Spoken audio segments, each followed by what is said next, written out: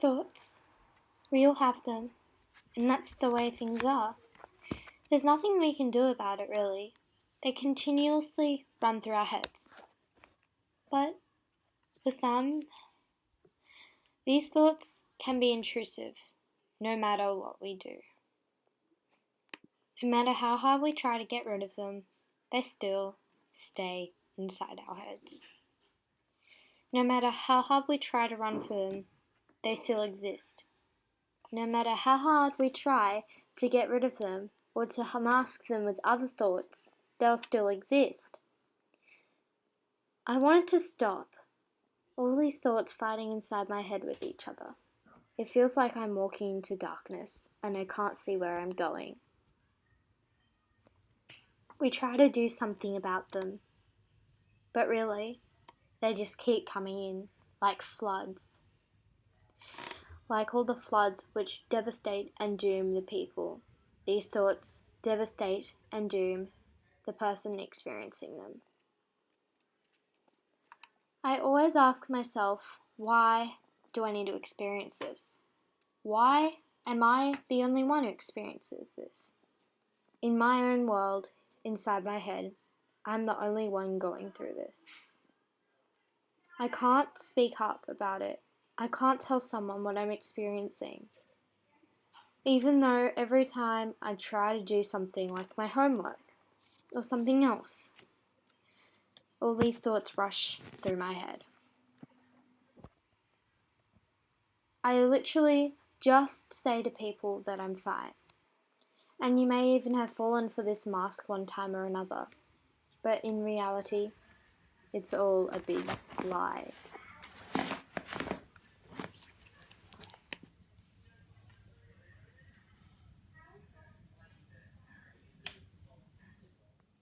Maybe one day I should take a risk.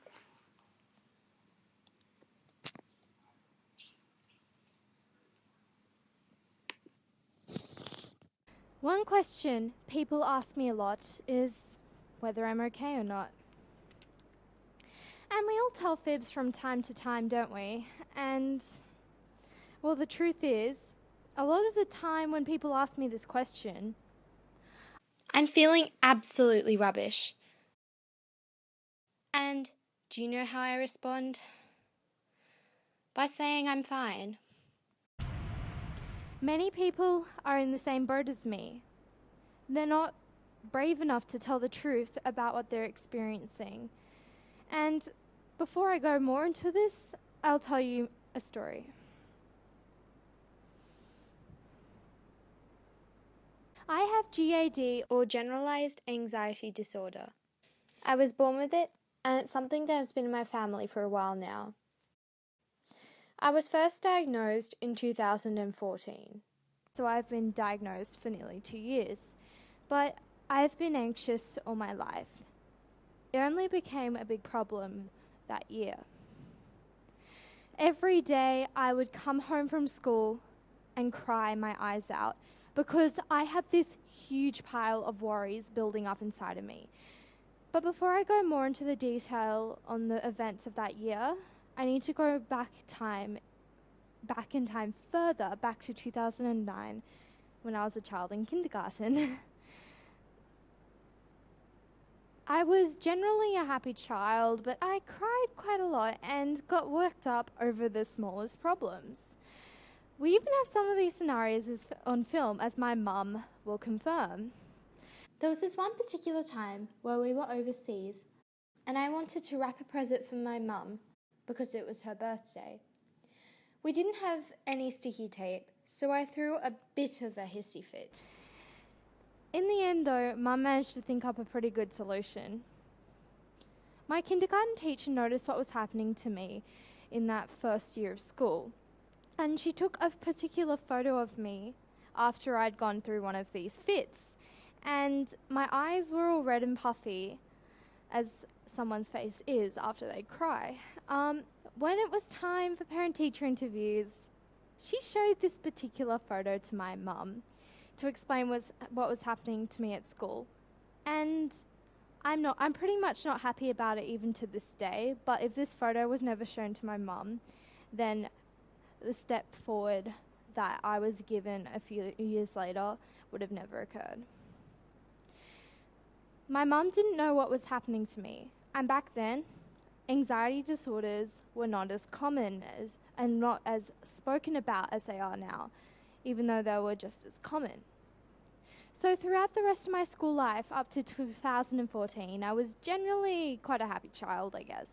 But I would occasionally go through these scenarios where I'd get worked up about something and go to the point where I'd eventually cry. So back to 2014, year 5. Even on the first day of school, I came home and cried my eyes out. All these annoying worries were building up, and this kept happening over and over and over again for 6 months. Then, one day in the June-July school holidays, my mum told me I was going to meet with a lady, and this lady ended up being a psychologist who helped me out, and I was diagnosed with generalized anxiety disorder.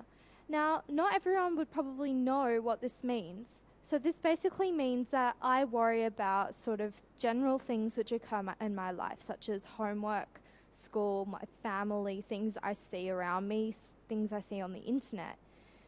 So now I have gone through this whole experience, I want to raise awareness to mental illnesses, not just anxiety disorders or depression, but all mental illnesses, no matter what they are. Schizophrenia, DID, ADHD are some examples. I want to point out that people only think someone is struggling or in pain if people can actually see it. As humans, it's harder for us to comprehend that someone is in severe pain if they aren't in a cast or bleeding. For example, if I sprained my ankle and I had a bandage or a boot on, it's more likely that people will ask me what happened to me and whether I'm all right, than if I had a bout of depression, for example, although it would still occur even if I did have depression. It's just that, first of all, less people would know about it because it's not something you can see. And second of all, it's something which isn't as commonly talked about as something like breaking bones. Many people haven't experienced mental illnesses, so this is why I showed that video to you before. In that video, I described what it felt like to go through a panic attack, and you could hear there was heavy breathing in the background, which is something I generally do when I have a panic attack because my heart rate starts to get faster.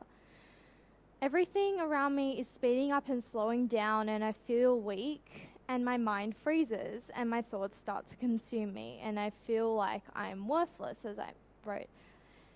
In this moment, I'm powerless against my emotions, and all my senses gone.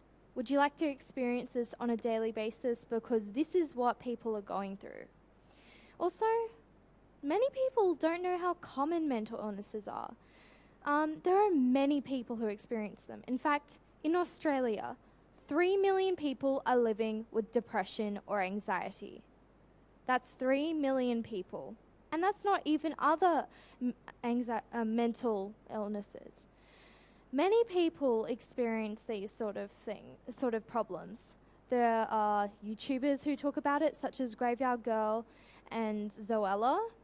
There are famous actors and singers. There's Britney Spears, Demi Lovato, Carrie Fisher, even people like Winston Churchill, Buzz Aldrin, Beethoven, John Green, Lily Singe, and Lady Gaga. Many people go through this, and yet people aren't even aware that they're not in this alone. Anxiety is the most common mental health condition in Australia, and 1 in 4 people experience this. And out of all of these people with a mental illness, I am one of them. I hate experiencing this intensive pain. I hate it. Why do people have to experience this is something I ask myself a lot. Many people, myself included, mask their pain, their suffering, our flaws, by saying we are fine, when really, we aren't. More people need to understand the pain people with mental illnesses experience in order to be able to help them or to understand what they're going through so that they can be more helpful in these situations. There are many videos, blog posts, all sorts of mediums and things online which relate to this topic. But I think we need to widespread it a bit more and in general tell more people about these resources and also create more of this content online. I want to promote the idea that we need to spread more awareness around mental illnesses in the right way so that we don't offend anyone. Instead of defining mental illnesses as an illness, we should define them as a quirk. Like someone who uses a wheelchair. Their wheelchair doesn't define them. It needs to be the same for mental illnesses. We aren't our emotions. People aren't their mental illness or their medication. People are who they want to be. I also want to help more people understand the truth behind mental illnesses and conditions so they are more informed on this subject so that in these situations they can be more helpful. One way to promote this idea is pretty obvious, by using social media. We all use it these days at one point or another. Post online, then your friends and family can learn more about this, and then we can keep promoting a better understanding for these quirks. Share pictures on Snapchat or memes on Instagram, as long as they're not offensive, and then more people can understand. Another way is to talk about it. Talk about it at school or at home. Raise your voice. Spread the word. Words spread really quickly in our world, especially in schools. Many teens experience mental illnesses, and it is daunting and horrific on top of all the other elements of life teens experience, which is why we need to promote it in schools. Also, before I finish my speech, I would like to give some advice to people who are experiencing mental illnesses, or even if you just need some help with your emotions from time to time, even if you don't have a mental illness. First of all, find a way to express yourself. I express myself through art and journaling and writing, and that artwork I showed you when I was telling my story was one I painted. I also journal in this little book I made. It's the sort of thing I like to do in my spare time. Also, when you're experiencing intense emotion, calm yourself down by taking slow, steady breaths. It helps to bring more oxygen into your body so you can operate and think better. Also, find something relaxing to do, whether it's sport, which releases positive hormones into your body, or if it's mindfulness or yoga or tai chi, which can be really beneficial to becoming more aware of your body. I've been advised to do mindfulness twice a week, and while I don't always do it like I'm supposed to, it really helps you become more aware of your body, and it's really, really calming. Another tip is to challenge your thoughts or use detective thinking. This is basically thinking in a logical, rational way, asking yourself questions about what you're experiencing and rating the intensity of your emotion from 1 to 10, and you can find many resources for this online.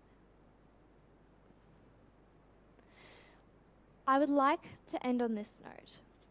Everybody is a genius, but if you judge a fish on its ability to climb a tree, it will live its whole life believing it is stupid.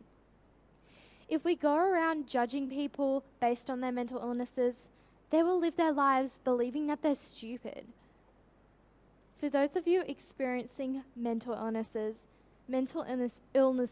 do not define you. You are not your emotions. You're a person who has a mind of their own, and you probably have some amazing talent inside of you. Just because someone has a mental illness, it doesn't make them abnormal. After all, there is no such thing as normal in our world. After all, wouldn't that be boring?